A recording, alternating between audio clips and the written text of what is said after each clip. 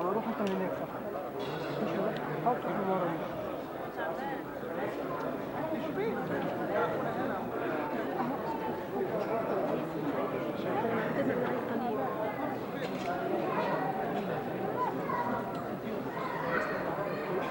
ميشو طب يمين اقول له ماما عايز صليب كده اهو مش كده اهو هنا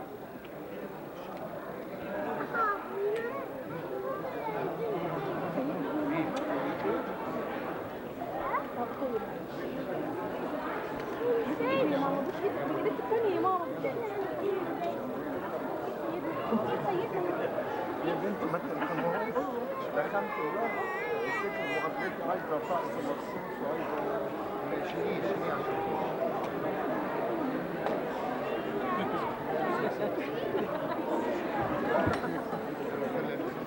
يا بنتي عايزه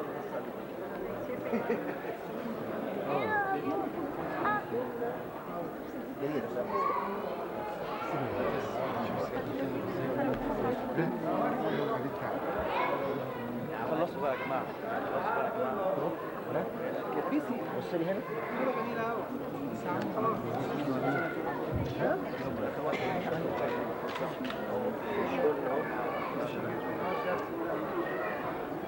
وانا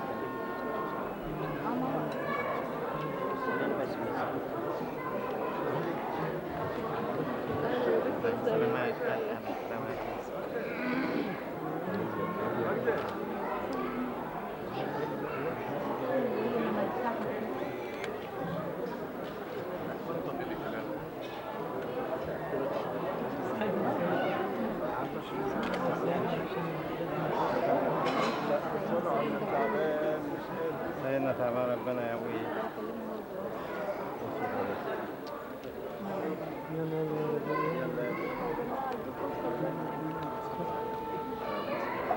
ان شاء الله ربنا يكرمك.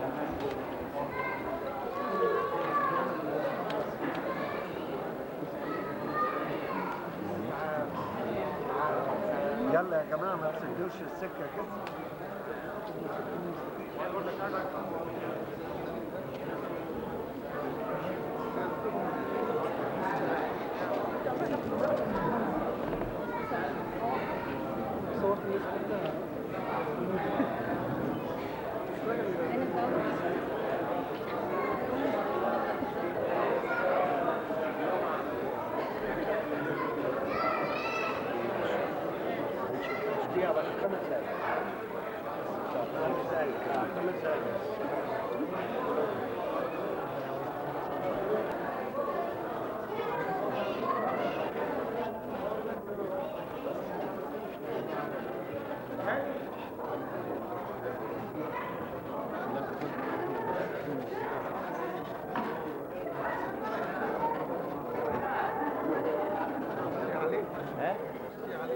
مين؟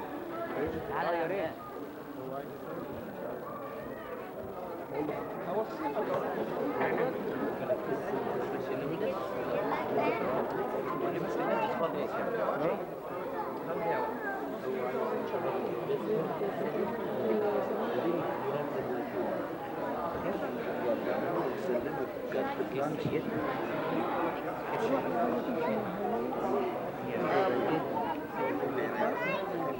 You like it? Yeah, I think we did 8 questions. I like it in Vietnam. Yeah, I like it in Vietnam. ربنا يطمنك. Yeah. اتفضلوا يا جماعه. I like it in Vietnam. I like you all.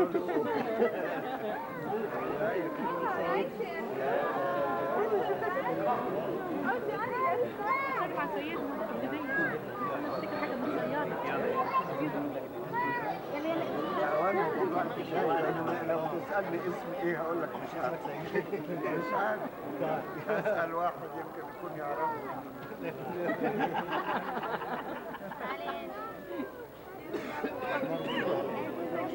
زي واحد بيقول للتاني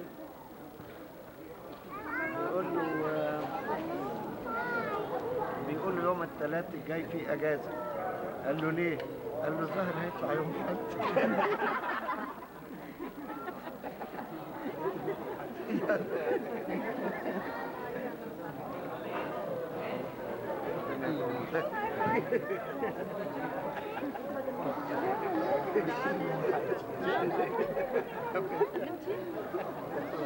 اللي عايز فرح صدقوني الله يعلم انا تعبت.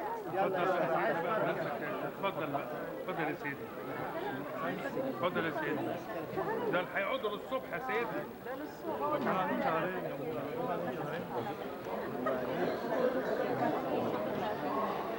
ما بنفعش. دي معجزه. انت بنت حلو. اسمعي.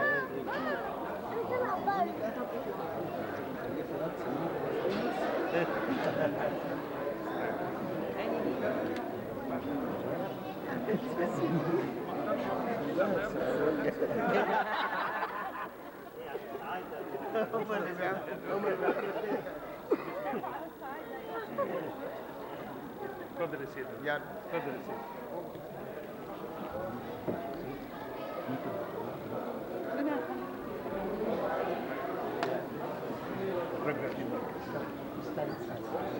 سيدنا ليه؟ سيدنا ليه؟ سيدنا ليه؟ على جاي تشتري له تشتري بيت ولا جنبه.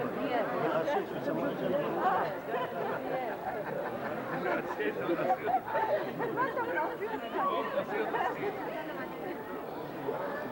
هي كوكي يسموه جيمي بس. ما قلتليش حكاية الجيمي. لسه سيدنا مع يوم الاثنين. دلوقتي استعدوا فيها. كنت عايزة عيال دايما. جان عندك الكتاب؟ أنا اهو جان أنا اهو أنا اهو يا روحي. طب أنا جاي. استنى يا فندم. عايزه بركه.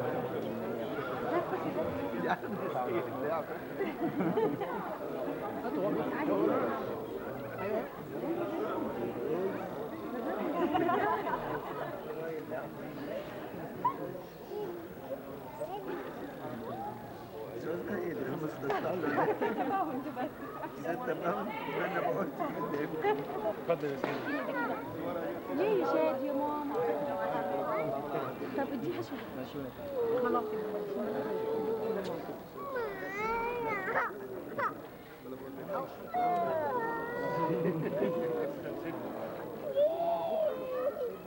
استنى حبيبي. حرام الراجل تعبان يا جماعه. الراجل تعبان كل طبعا كل.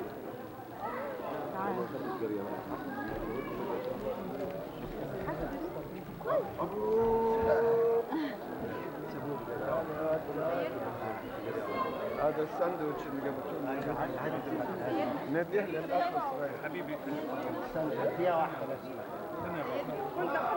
هات هات لي انا سيد.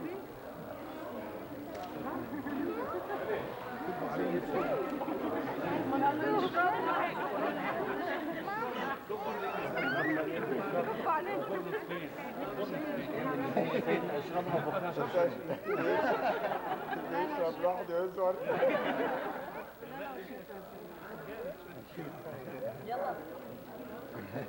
مش كلها ابو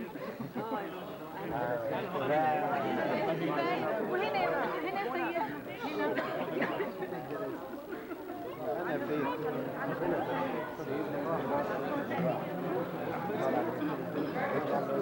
ايه ده عيال مين دول انا بدوس عليهم؟ حاسب يا ماما. يبقى ده اللي انا دوست عليه.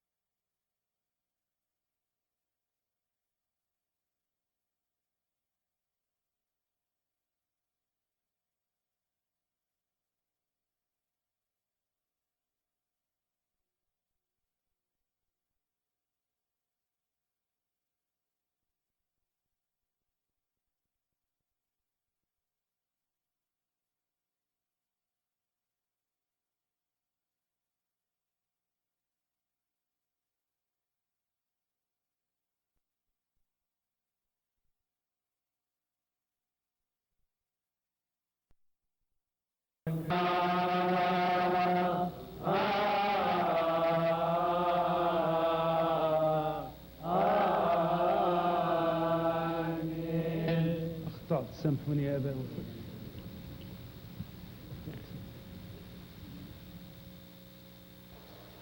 أعزائي المشاهدين مساء الخير. ينعي تلفزيون صوت مصر في أمريكا الجالية القبطية في جيرسي سيتي وفي أرض الولايات المتحدة الأمريكية خاصة وإلى كل أبناء مصر عامة المتنيح القمص غبريال أمين عبد السيد راعي كنيسة القديس العظيم ماري مرقس الرسول في جيرسي سيتي عن عمر يناهز 66 عاما و7 أشهر و29 يوما أمضاها في خدمة وطنه وفي خدمة إلهه، فكان ابنا بارا من أبناء مصر أحب وطنه وأحب أبناء مصر وكنيسة المسيح، فكان معلما وأستاذا في مصر، فقد حصل على شهادة الليسانس قسم التاريخ من جامعة القاهرة عام 1948، وحصل على دبلوم الدراسات العليا عام 1950 من جامعة عين شمس، وكان شماسا، وكان اسمه حكيم أمين عبد السيد، فكان يخدم في كنيسة الرب لأنه ولد في منزل، فكان والده كاهنا يخدم كنيسة الرب، فتعلم تعاليم الكنيسة واللغة القبطية والألحان والمردات من خلال معلمه وأباه. وهاجر حكيم أمين عبد السيد بعد أن كان عينا أستاذا زائرا في جامعة سولت ليك في مركز دراسات الشرق الأوسط، وكذلك عين الدكتور حكيم أمين عبد السيد أستاذا زائرا للدراسات الأجنبية في جامعة كاليفورنيا عام 1970، وبعد استقراره في أرض الولايات المتحدة الأمريكية لم تكن هناك كنيسة قبطية، فبدأ مع المهاجرين الأوائل في تكوين فكرة شراء كنيسة بدلا من الصلاة في كنيسة أخرى، وتم بالفعل كل ما أراد، وتم شراء كنيسة الشهيد العظيم ماري مرقس في جيرسي سيتي، وقد استدعاه البابا القديس كيرلس الثالث في ذلك الوقت بعد أن عرف عنه أنه كان شماسا وابنا وخادما في كنيسة الرب منذ أيام صباه، وكان معلما في معهد الدراسات القبطية لأعوام كثيرة، وكان يجاهد في إنشاء كنيسة قبطية تعتبر أولى الكنائس في أمريكا في المهجر، فاستدعاه في مصر وتم رسامته كاهنا، وأصبح الدكتور حكيم أمين عبد السيد القس غبريال أمين عبد السيد ليكون أول كاهن قبطي في نيويورك ونيو جيرسي. وقد تم تنصيبه قمصا عام 1971 على يد الأسقف الأنبا أنطونيوس أسقف سوهاج والقائم بأعمال البطريرك في ذلك الوقت، والأنبا صموئيل أسقف الخدمات. ومن هنا بدأت رحلة آلامه مع المسيح. وبنام بابولا الطموي وحسقيال تلميذ السيدي الأوائل القديسين الروميين مكسيموس ودوماديوس و49 شهيدا شيوخ شهادة القوي القديس أنبا موسى ويحنس كان القس نمبن يطبع دانييل بيغومين Nembeniuta Vaisizunos Vibres Viterus, Nembeniuta Vabacum Fati Cununia, Nem Todrus Vibmasitis, Nembeniut Avashinute Biarchimenedritis, Nem Avavisa Vibmasitis, Nem Ava Abraham Biamuskubos and Tava Yunem Chorosterf and Tanis Oaventam. Tau marotau chilmeran, entrevio de Zoaven patriarchis, etavincun, epshois mentor no epsishitiro, o entef karen novi, nan evo,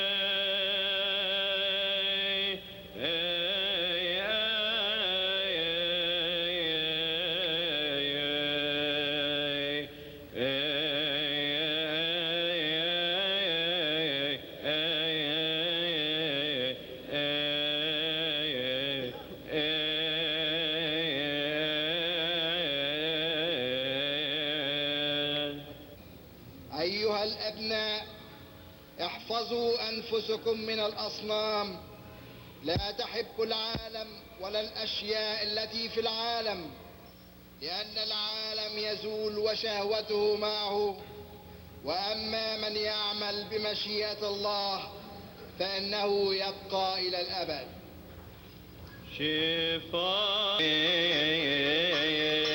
وبدأ مشوار جهادي في تعمير كنيسة حبيبه القديس ماري مرقس الرسول حتى تكون على الطراز القبطي الأصيل.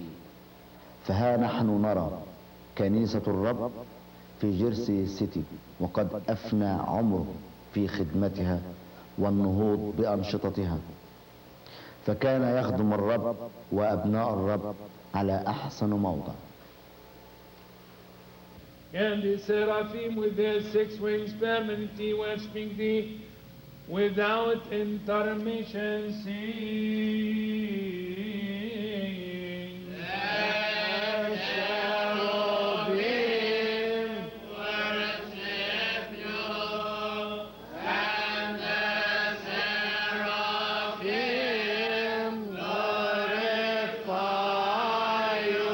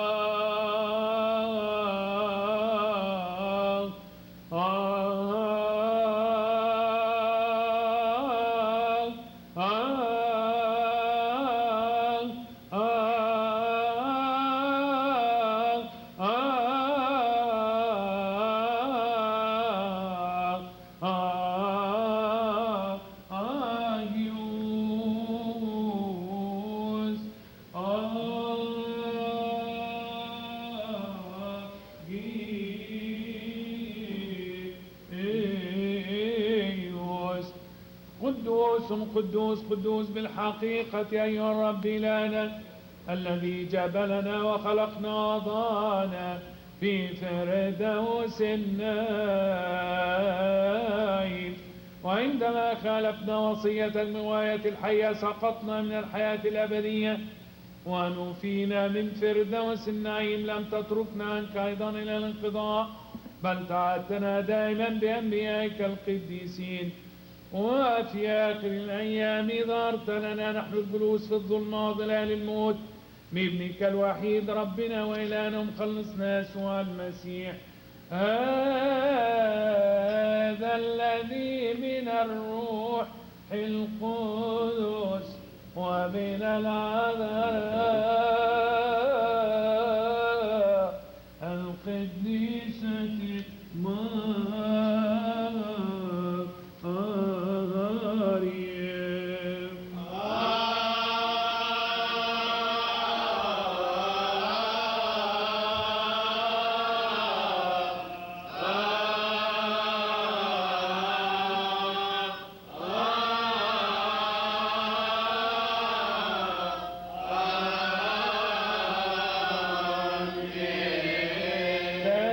السادة الناس وعلمنا طرق الخلاص منعما لنا بالميلاد الفقاني من الماء والروح جعلنا له شعبا مجتمعا وصيرنا طارا بروحك القدوس هذا الذي أحب خاصة الذين في العالم أسلم ذاته فداء عنا إلى الموت الذي تملك علينا هذا الذي كنا ممسكين به مواهن من قبل خطايانا نزل إلى الجحيم من قبل الصالحين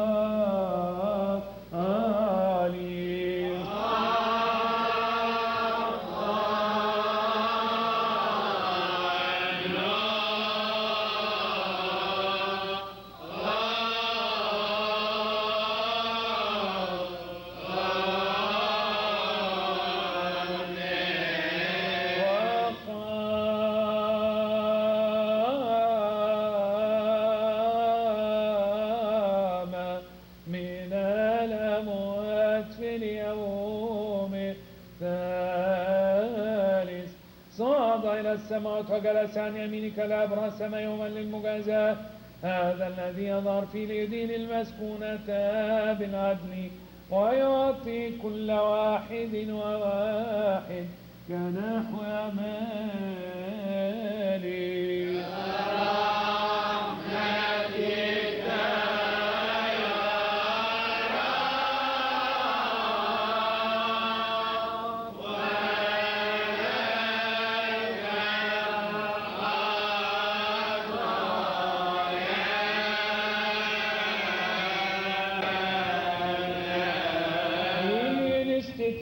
this great sacrament for our institute when he was about to give himself up for the life of the world.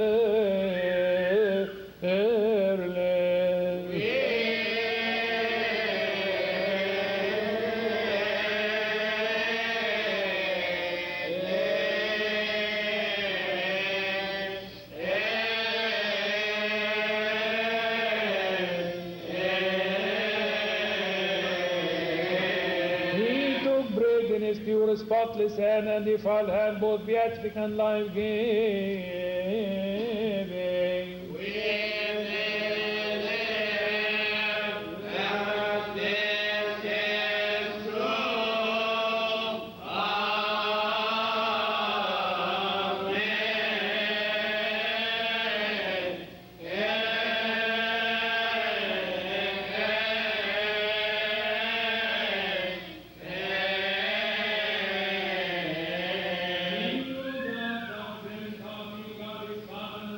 Everybody give thanks.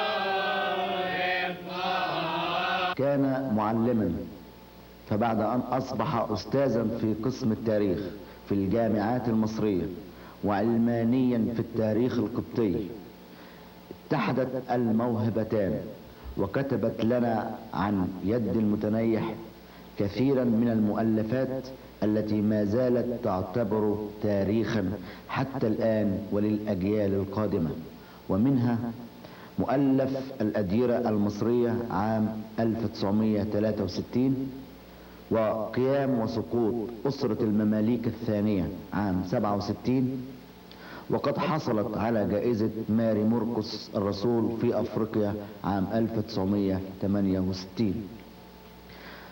وكانت أيضا من مؤلفاته تاريخ الكنيسة القبطية الأرثوذكسية عام 1969 وتجربة الأقليات. كما حصل المتنيح القمص غبريال عبد السيد على ميدالية القلب المقدس من بطريركية إثيوبيا الأرثوذكسية عام 1973. ومن مؤلفاته أيضا زيارة صاحب القداسة البابا شنودة الثالث إلى الولايات المتحدة عام 85. ساهم وألف مقالات لدائرة المعارف القبطية عام 91. العفة والقداسة نشرت في دائرة المعارف الجزء الثالث عام 78.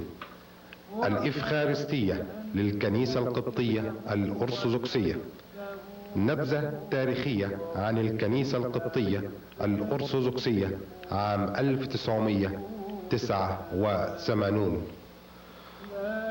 ويعتبر المتنيح القمص غبريال عبد السيد أستاذا وعضوا مؤسسا لمجلس كلية البابا شنودة الثالث الإكليريكية بكنيسة ماري جرجس بجيرسي سيتي وكاليفورنيا.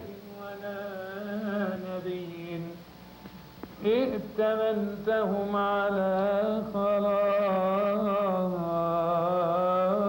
خلاصنا بل أنت بغير استحالة. من منا ينسى لحظة واحدة خدمة المتنيح القمص غبريال أمين عبد السيد؟ فلأكثر من 23 عاما أمضاها في خدمة الكنيسة وأبناء الكنيسة، فهل ننساه؟ فكلا، كيف ننساه وكان شاغله الأول تعليم أطفالنا والشباب لغة القبط والألحان والمد وتعاليم الكنيسة. خاف عليهم من الضياع في المجتمع الغربي، فكان يرسل لهم المواصلات ويجمعهم في الكنيسة أكثر من يوم خلال الدراسة، وفي الصيف يقيم لهم أياما كاملة يعلمهم الألحان والدراسات القبطية واللغة القبطية. وها نحن نرى العشرات من الشمامسة يخدمون هيكل الرب في صمت وفي حب وفي خشوع. فهل ننسى ذلك؟ إنه أبونا غبريال الذي أحب ذلك وأراد ذلك. With water, which also represents the washing of our Lord Jesus Christ in Jordan, or the baptism of our Lord Jesus Christ in the Jordan River, and it's put in the this paten here, and the paten is covered with a dome like this, representing the dome of heaven, and it is covered by one of the corporals, and then this large corporal covers the whole thing. It's covered after the prayer of thanksgiving, and it represents the big stone that was put on the grave of our Lord Jesus Christ, and then we put this corpora over the big corporal in order to symbolize the seal by which the grave was sealed. Okay, so the sacrifice is on the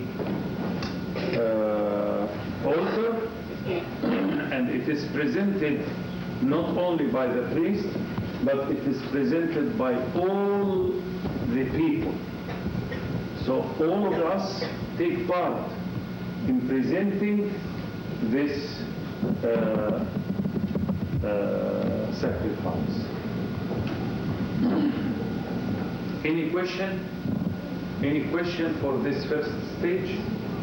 Any question? This is just simply like this. Any question? Okay. Now we can go outside because we are going to start the prayer of the offering of the incense, which requests the angel to come. Okay? We can go. The altar can be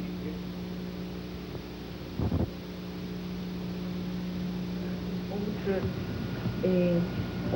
I'm disoriented where is east here. The east is here. Okay, so you're facing the east. Yeah, and this represents the bosom of God the Father. So the bosom of God the Father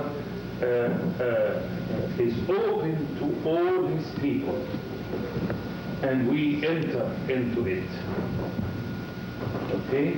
So this represents the bosom of God the Father. And it's called sometimes a niche in the ancient language, niche. And that's why we find here an icon of our Lord Jesus Christ inside it, holding a bowl that represents the world, all the world in His hand. Represents all the world in His hand. Okay, any other question? Any question? Okay, we can go outside.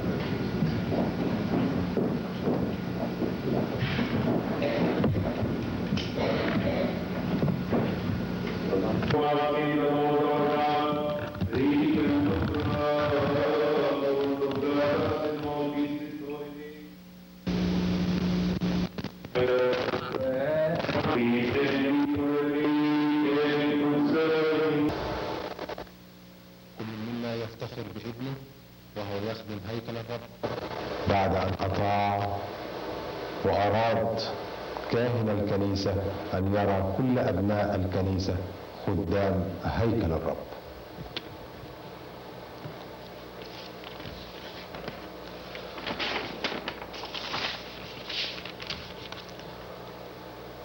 هل ننساك يا أبانا؟ كيف ننساك وأعمالك أمامنا؟ كنت خادما أمينا لكل الشعب، فهل ننساك؟ وننسى أنك لو تعلم بأي مشكلة تهدد كيان عائلة تسرع جاهدا لتجمع شمل العائلة من جديد، فيعود الأب إلى زوجته وأولاده، وتعود الأسرة فرحة متهللة إلى أحضان الكنيسة شاكرين الرب في خادمهم الأمين القمص غبريال أمين. إنه القمص غبريال. هل ننسى إذا وصل إلى مسمعك أن أحد أبناء الرعية في مرض فتسارع في الذهاب إليه سواء كان في المنزل أو في المستشفى وترفع الصلوات عنه ليشفيها الرب؟ فهل ننسى ذلك؟ كيف ننساك يا أبانا ونتذكر عندما كان يصل إلى مسمعك أن أحد أبناء الرعية قد انتقل إلى الأمجاد السماوية، فكنت تسارع إلى أسرته أينما كنت وتقدم العزاء وتقوم بواجبك ككاهن وراعي أمين. هل ننساك؟ كيف كنت كاهنا ومعلما وأبا لكل الأبناء، كنت واعظا وحكيما لأبعد الحدود، كنت تحظى باحترام الجميع مصري وأجنبي، فهل ننسى ذلك؟ وإن حاربك الشيطان على يد بعض أبنائك فكان دائما الله معك ويهدي الابن ويعود إلى أحضانك وأحضان كنيسته سريعا طالبا رحمة الكنيسة. كيف ننساك وأنت أمامنا في كل لحظة؟ القديسين سلام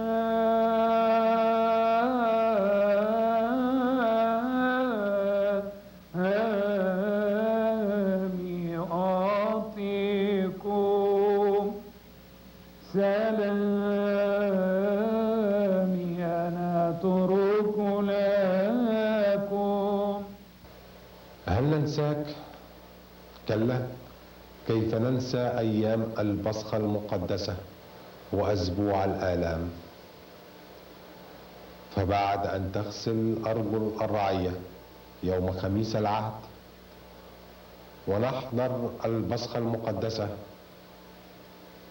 صباحا وتنتهي 7 مساء، وبعد ساعات قليلة تقيم صلوات أبو غلمسيس ويطوف الشعب خلفك ضارعين مبتهلين إلى الرب أن يغفر الخطايا ويرحمنا ويرحم الجميع. هل ننسى ذلك؟ هل ننسى إقامة الصلوات صباحا ومساء في كنيسة الرب؟ لا. خلقتني إنسانا كمحب البشر ولم تكن أنت محتاجا إلى عبوديتي، بل أنا المحتاج إلى ربوبيتك. من أجل تعاطفاتك الجزيلة كونتني لم أكن. Give it to you, saintly disciples and pure apostles, saying, take it of all of you. For this is my body, this is what is broken for you and for many. It is given for the remission of sins. Do this in remembrance of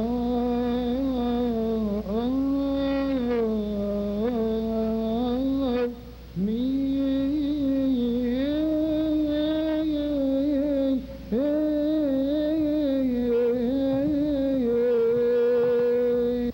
هل نبكيك يا أبونا غبريال؟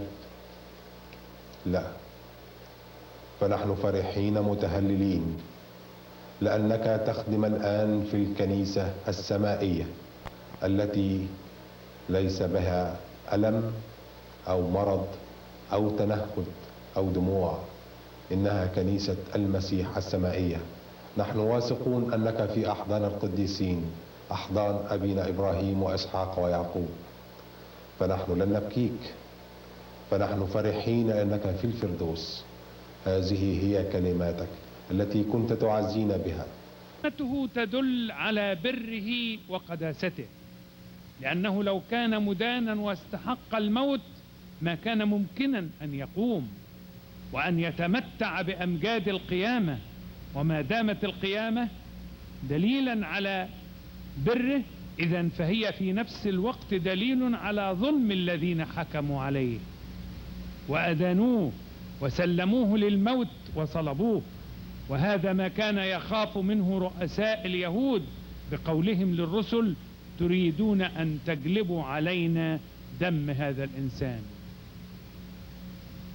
ومما يدل على قوة قيامة المسيح أيضا أنه خرج من القبر وهو مغلق، كما خرج من بطن العذراء وبتوليتها مختومة، وكما دخل على التلاميذ في العلية بعد قيامته والأبواب مغلقة. وكل هذا يدل على قوته ولاهوته. كذلك تميزت قيامة المسيح من غيرها بأنه الوحيد الذي قام من الموت قيامة لا موت بعدها. كل الذين أقامهم الأنبياء من قبل والذين أقامهم السيد المسيح نفسه ماتوا بعد ذلك وينتظرون القيامة العامة، أما هو فقد قام قيامة دائمة. لذلك قال عنه الرسول أنه باكورة الراقدين. المسيح باكورة، ثم الذين للمسيح في مجيئه، وبعد ذلك النهاية.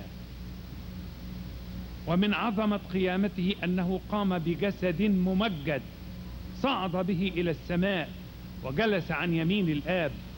ونحن كلنا ننتظر القيامة العامة بالجسد الممجد الذي قال عنه الرسول الذي سيغير شكل جسد تواضعنا ليكون على صورة جسد مجده. قيامة المسيح تدل أيضا على أن الحق لا بد أن ينتصر ولو أخيرا.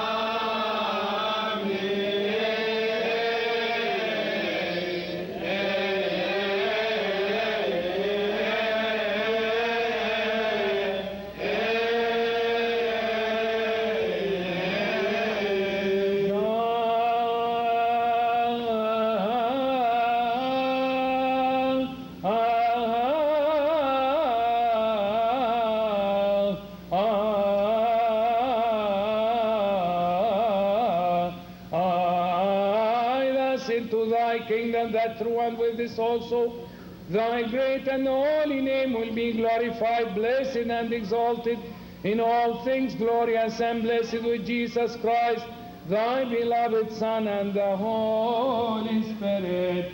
البركة والسلام لجميعكم.